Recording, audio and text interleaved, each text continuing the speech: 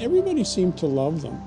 I think it's because I put my own energy into them and love that's going into them, so they probably exude that and they become lovable.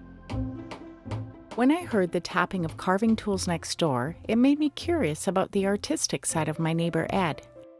I wondered, has he always been an artist? No, not really. I just sat down with a book one day and decided that I wanted to learn how to carve.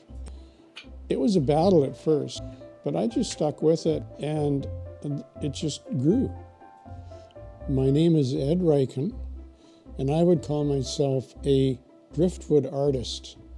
I got into driftwood art because my wife and I, Hope, wander around on the beach a lot.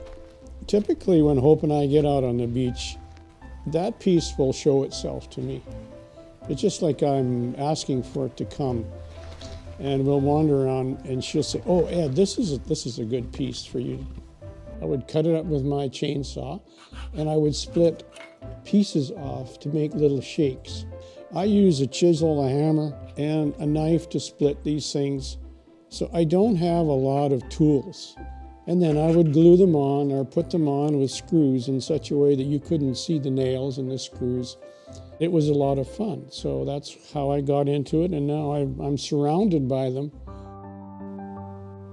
Then one day, the tapping of Ed's tools stopped. We decided that we would try to market them.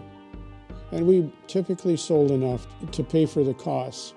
I thought, well, this is silly. I mean, I'm not in it for the money, I'm in it for the pleasure of doing it. And so I left it for a while.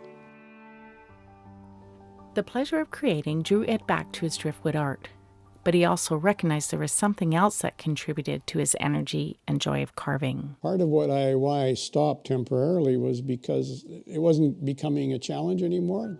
And then one day, my neighbor came to me and asked me if I could produce a little library for her. And I really enjoyed creating that. It was a little house with a little owl on it that was the reading owl and sort of the guardian of the library.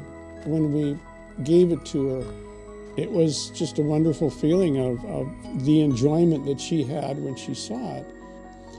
When you create something like that for somebody and they really enjoy it, there's a warmth that comes out of it, an enjoyment and a satisfaction that comes out of it that's very important.